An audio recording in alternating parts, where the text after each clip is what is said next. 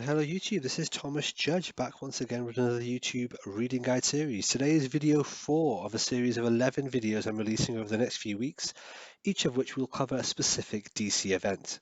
I've created this guide and this set of reading guides, initially at least, as a byproduct of creating my Superman reading order, which I'm actually releasing interspersed with these videos. To create that reading order, all the Superman issues from 1991 to 2011, I had to read almost 2,000 single issues, including spin-offs, tie-in miniseries, and as we'll see here, events. And when I get to events, I've used that knowledge to build the internet's most detailed reading maps for each specific event. Unlike the Superman reading guide, which takes the form of a Google sheet I've split into 14 tabs, the maps each generally get their own infographic, which is what we're going to be looking at today. Each event gets its own infographic map, and these can be viewed for free on my website. This playlist that you're watching now will contain every single DC event video in chronological order, taking up to 11 videos in total. If you're interested in the Superman guide too, but you're not watching the Superman playlist, don't worry, the Superman YouTube playlist is going to contain these videos as well. Okay, a little bit of scene setting. Here's just a legend or a key in terms of how to read or use my reading guides. Basically, I use three colors, which means I split all the issues in these events into three types. Green is for essential issues. They include key points for the main event, and you cannot miss those, or you will get confused and you'll miss critical story beats. Amber is for those issues related by the event. They're impacted by the event. They're not essential, but they are clearly tie-ins. And red is for token issues. In other words, issues that have only the faintest link to the event, if at all. They may only have branding on the cover, or they may just have one character mention something on one panel once that vaguely relates to the event, and that is it.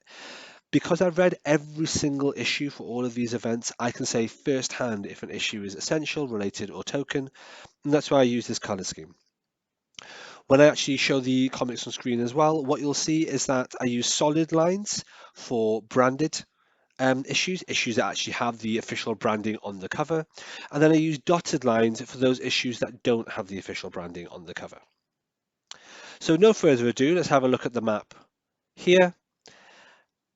And this is the entire thing. We've zoomed out a fair bit, but we're going to zoom in a lot in a moment. This covers all 27 issues that are related to the Final Night DC event, and it's split into the three groups that we've just outlined, and it's in a recommended reading order I'm going to talk through. Um, First of all, what is Final Night? Final Night is a 1996 universe-wide DC event that was published in September of 1996.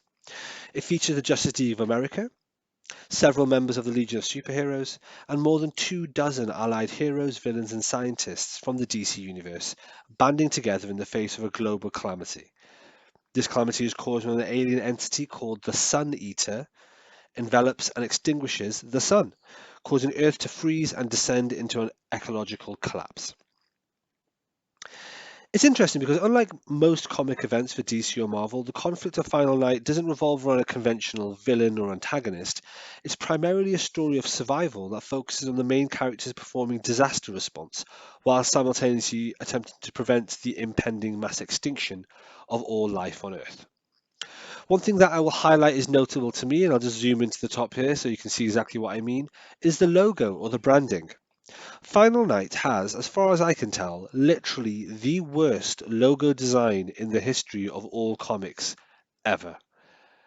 Like, how terrible is this? This is the sort of thing that you would just get your work experience person to knock up in about 5 minutes. It's hideous. It's absolutely hideous, but we're stuck with it. So let's have a look at the order. I'll zoom out for a second. What you can see is we've got all the green issues on the side, and there are literally 8 issues that are key issues or essential issues rather. However, if you do want to read some of the related but non-essential issues, we've got all the yellow ones here, and almost all of them are yellow or amber. And then there is one token issue right at the end at the bottom that we'll talk about. So, you want a full comprehensive talking through of it, you say? Well, of course, no problem. Let's zoom right in and let's have a look at where we are. So, I will zoom in this far. And the first issue is actually one from our Superman reading order we touched on yesterday. This is Superman issue 117, triangle number 42, if you know what that means. And it has Final Night branding. It's a related issue. It continues directly on from the cliffhanger in the preceding Superman issue we talked about last time, which I believe was a Man of Steel issue. But it ends with Superman hearing about the impending Final Night event and flying off to meet the other heroes. So this is a related event and kind of a prologue to Final Night itself. We then have the titular Final Night issue 1. As with so many of these DC events, there's a core miniseries, and in this case, the Final Night core miniseries is 4 issues long. So we've got Final Night issue 1. That is then followed by Green Lantern number 80. Now, this has Final Night branding, but is only related to the story. It's not an essential read. It features Dr. Light, and it says at the end it will be continued in The Gathering of Heroes. That's what it says on the last page. I don't know what that means. There is no Gathering of Heroes events. I don't think it really means anything. I think it was just their way of saying this is continued in the DC event going on at the time. We'll talk more about this misnaming of the Final Night event in a few minutes right at the end of the video. So whether or not you read Green Lantern, next up we have Final Night issue 2. So keep in mind, if you're reading just the essential issues, you would read issue 1 and then you'd read issue 2, and that would be all good. After issue 2, you have got a couple of essential issues. The next one is Adventures of Superman 540. It's got Final Night branding and it explains the backstory of a character called Pharaoh. It's really important you read this. It's a critical part of the Final Night story. After that, you do have the option of reading Superman Action Comics 727. It's got Final Night branding and it's a related issue that fits in here. However, if you don't want to read it, you can move straight into Final Night issue 3. So we're zipping right the way through the series. We're already on issue 3 of the 4 central Final Night issues. But this is the part where we hit a load of related issues. So what I want to talk about here are these 7 issues that you can see. Now, for these 7 issues, I'll be honest, they can be read in any order. That's why they're all put here simultaneously at the exact same level. What we have here is, in no particular order, we've got Aquaman, 26. We've got Hitman, issue 8. We've got Detective Comics, 703 over here. We've got Batman 536 here. Now, it's worth pointing out that Batman 536, which is the one on the left you can see right here, as you can see, it's got Man-Bat on the cover. Now, this is actually part 1 of a 3-issue explicit arc called Darkest Night of the Man-Bat. And part 1, or issue 1 of that, is Batman 536. It's called Predation. That's the subtitle. However, you can read just this one issue and then none of the others. You will be fine. However, if you want to read the others, feel free to do so, but they're utterly not related to the Final Night. Let's zoom out for a second again. Where were we? So yeah, let's have a look at these other issues. We also have The Power of Shazam over here, issue 20. Sovereign 716, which is over here, that's issue 16 of the ongoing series. This issue is terrible. It is related to Final Night, so I can't say not to read it, but it's rubbish. And I wish I hadn't read it. It was crap. And then we have Green Arrow over here. That's Green Arrow issue 114. As I say, all 7 of these issues are Final Night branded. They're all related to the main story, and they're all issues that could really have happened anywhere. So to be honest, we could have had any of those 7 issues happening up here. So you could have read it with Superman, you could have read it here, you could have read it anytime really. I like putting them here because it kind of fits with this kind of feel of everything is darkest before the dawn sort of thing, which I quite enjoy doing. But honestly, it's really up to you. They can be read at any time and you can miss any of them out if you don't want them. My personal recommendation would be to miss out Sovereign 7, but that's totally up to you. Anyway, what we then have are ones which are a bit more explicitly set after Final Night issue 3. We have Superboy 33 here on the side, again branded with Final Night, and again it's a related issue, but it's explicitly set after Final Night issue 3. Reading it before that is the wrong order to read it in. We also have Flash 119, again Final Night branding, and again it's a related issue. Now, Flash 119 references Flash issues 113 to 117 as a previous story arc, but trust me, it's not important to read those. What is important to know is that this is set after Final Night issue 3 if you want to read it. Finally, here at this particular point, we have Legion of Superheroes issue 86. It has a little Legion number here, not dissimilar. As you see that, Legion number 21. It's not dissimilar to the Superman triangle ordering, which is used for the Superman issues. But anyway, this is Legion of Superheroes number 86. It's branded, it's related, and it's explicitly set after Final Night issue 3. Okay, so where are we next then?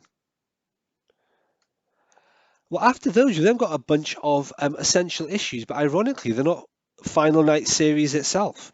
So the next one is Superman Man of Steel issue 62. This is explicitly set after Final Night issue 3 and is a really important issue that actually shows Superman using, well, spoiler warning, using the last of his powers.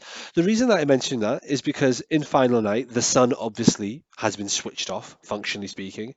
Superman gets his powers from the sun. If you hadn't worked out that was going to happen, I don't know how to help you.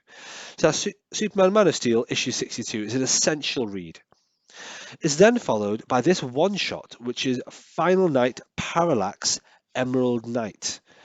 It's a one and done. It's not part of a series. It's a unique one shot. It's branded Final Night, and it's essential to read.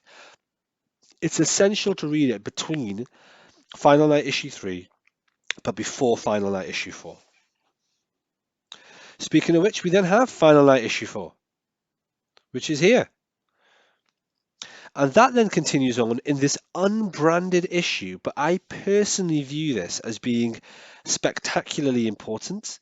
It's really, really essential as an epilogue for the Final Night story. It's actually Green Lantern issue 81, and I would strongly recommend you have this in your essential reading, even though it's not branded. You're going to have to trust me on it.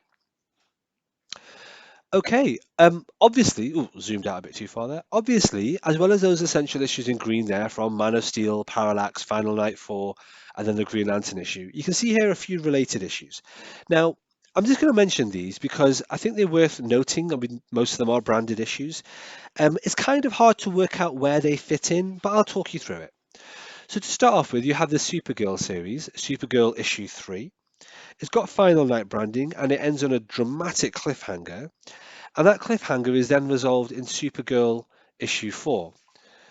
Yet another issue of Supergirl where she gets mind controlled by someone and ends up wearing a revealing outfit. It's a trope I get very annoyed by because she's one of my favorite characters, but let's put that to one side. Supergirl issue 4 has got no Final Night branding, but it ends at the same time that the sun is restored. And the restoration of the sun actually happens in issue 4 of Final Night. So it's kind of parallel to that. That's why I put those two issues there. Over here, you've got the Spectre. So this is Spectre issue 47. It's got Final Night branding, and it's a related issue. A scene in this, in Spectre 47, is actually taken panel for panel from another issue in this event, an essential issue, in fact. But I'm not going to give any spoilers and say what that is. What I will say is that the issue continues past this to the return of the sun, and then ends on a weird cliffhanger that leads further into the Spectre series. I put it here because the ending of Final Night 4, the restoration of our sun, is in this issue, so it kind of happens at the same time. Finally, on that note, you can see here on the right, we've got Robin, issue 35. Again, it's branded, again, it's related, and again, at the end of this issue, the sun comes back into the sky. So it really is kind of parallel to Final Night issue 4. Read it whenever you want, to be honest.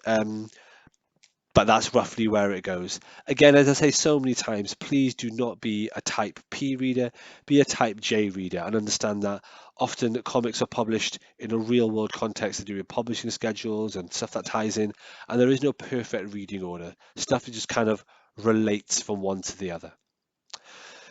Okay, that takes us right to the top. Oh, before I forget, there is one token issue right here at the end. Here we have it, Tachyon. That's actually the name of the series. Tachyon issue 6. It's branded Final Night. It's so random and so token and so unrelated to the Final Night event that it actually only references Final Night by saying explicitly in the issue, this is set after Darkest Night 4.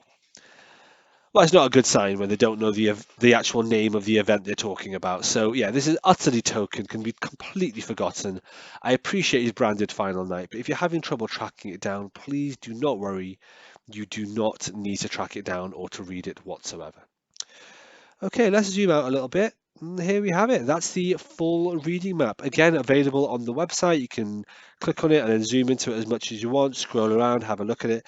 And that covers absolutely everything. One quick side note I just want to point out, some online reading orders contain this issue, which is DC Universe Legacies number 9, which is a random retro summary of the entire event, mainly with a focus on Hal Jordan.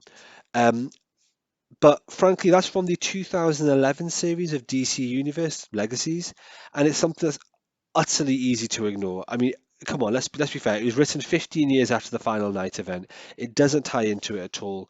Please don't get bogged down trying to find it in order to complete your reading. So, hopefully, that helps.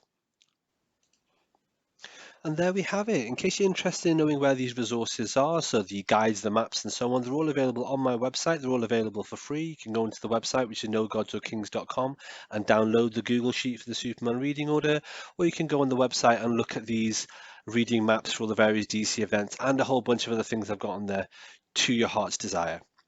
If, however, you are interested in a written version of this guide, then it is available on Amazon. I've recently just self-published it. It is the cheapest possible tier you can get on Amazon.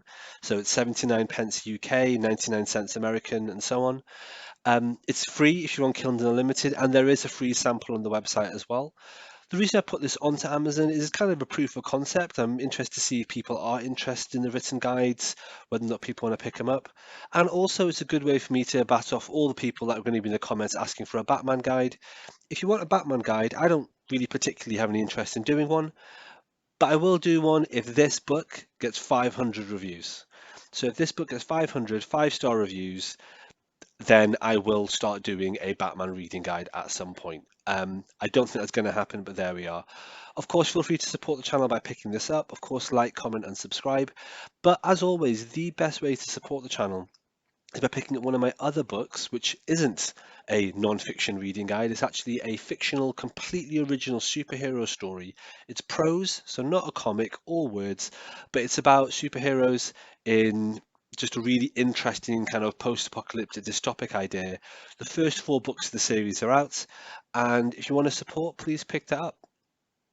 Thanks for watching. Until next time, stay classy.